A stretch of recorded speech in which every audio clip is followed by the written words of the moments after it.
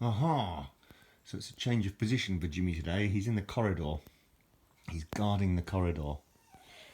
Yeah, there's his. There he is. Hello, mate. So, hello. Today, I'd like to take a look at this, which is, well, I've done some reviews before of tea cards. Concurrently in the UK, especially in the older days, there used to be cigarette cards. I mean, I'm not condoning smoking in any shape or form because it's obviously the stupidest thing anyone could ever do. It's fact.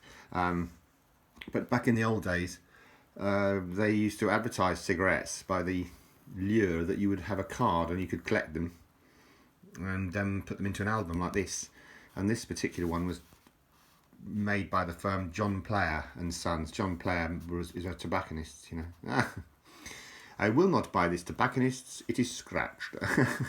Oh, sorry, I'm off on one. It's a Monty Python sketch. I'll leave a link to it below. The Hungarian phrasebook.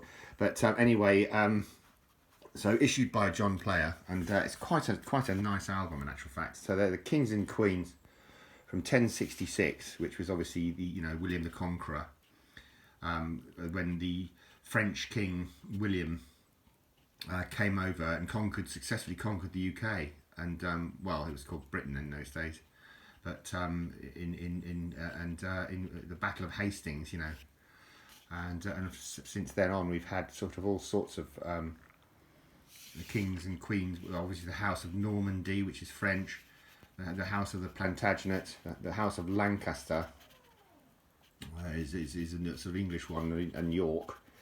And Tudor, and Stuart is Scottish, which might be better. And then obviously the House of Hanover, the German people, and the Saxe-Coburg are the current people, and they changed their name to Windsor because during the unfortunate times of World War One or World War Two, it didn't look good to have a German surname in England, so they changed their name to Windsor. But we are, as kings and queens, we are still in the House of Saxe-Coburg. Our current King Charles is of that gene pool, as it were. He's what's the nice way of saying it? That's his lineage. So it started off William the First, obviously second, and then Henry, and then who's next? Stephen. Well, that's an interesting one because you don't normally see Stephen. In the name, I mean, because it's more Henry, Richard, John, Charles, Edward, things like that. They're very popular names in the royal family. There's more Edwards there, look, and more Richards, all going up through the years, 1300s, you see. Interesting. There's Henry the Fourth, Henry the Fifth, Henry the Sixth. Obviously got stuck with the Henrys. This is quite interesting because somebody's written here, they've commented, whoever owned this has written, tripe. Princess killed by somebody, Tyrrell, for benefit of Henry the Seventh. So they've commented on what's been written here as tripe. And then it says here, this is the villain. So yeah, there you go. So that's interesting. That's a piece of social history. Somebody's actually taken the time to read this thing. And her mother locked in a nunnery. By the look of it, it says there, Elizabeth of York. So obviously somebody was quite passionate about this period of the royal family in the UK. And there's Henry VIII. I mean, everybody knows him. I'm King Henry VIII. I am Henry VIII. I am. In fact, in my time, a Henry was actually referred. It was the size of your cannabis lump of hashish. Henry VIII, because I won't go there, but it used to be sold in sort of eighth of an ounce and sixteenths and quarter ounces and stuff like that. And so Henry was a London nickname where I lived for hash. Have you got an Henry on you, mate? Oh dear. A misspent youth. That's my historical past. Catherine of Aragon. Obviously, I think these are all his wives. Anne Boleyn, Catherine Howard.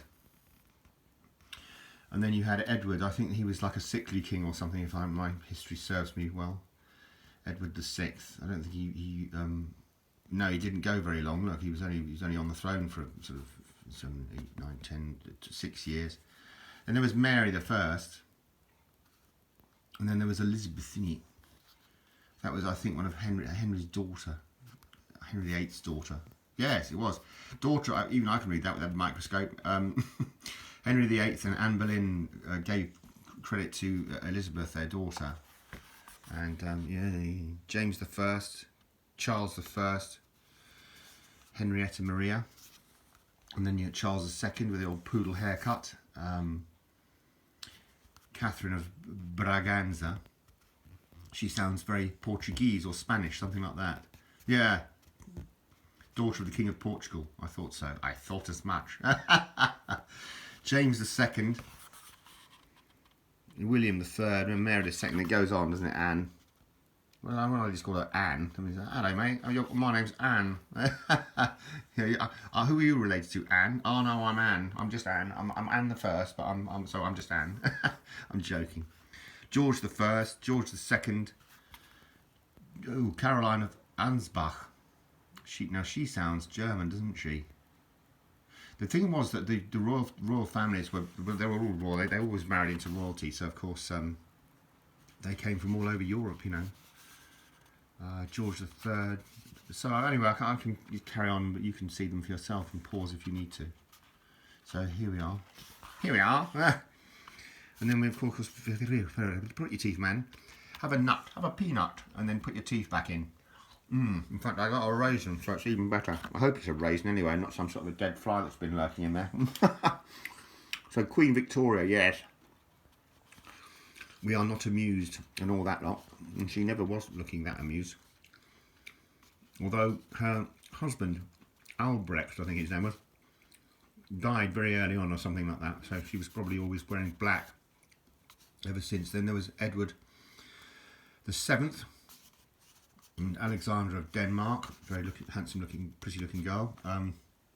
Then King George V and Queen Mary, and that's where it ends. But so what happened was, there was Edward VII who abdicated the throne, who was his son, gave the throne to King George VI, who was another of his sons, obviously. And King George VI was married to the Queen Mother, and then they had Queen Elizabeth and Princess Margaret, and they in turn had King Charles that we have now, and Andrew and Edward are the princes, his brothers, and obviously the next king will probably be his son, King Charles's son. So well, I hope so anyway. I hope I don't see it in my time. Long live King Charles. Anyway, I hope you found this of some interest. That's the logo for the cigarettes, the Players Navy cut, and there used to be signs everywhere, and usually in enamel, saying "Players, please." You know, that was the sort of thing to get you to smoke yourself to death. You know, coffin nails, mate. Coffin nails. Don't touch them, innit? But yeah, all the very best wishes. I don't know where he's gone now. He's probably legged it. No sign of him.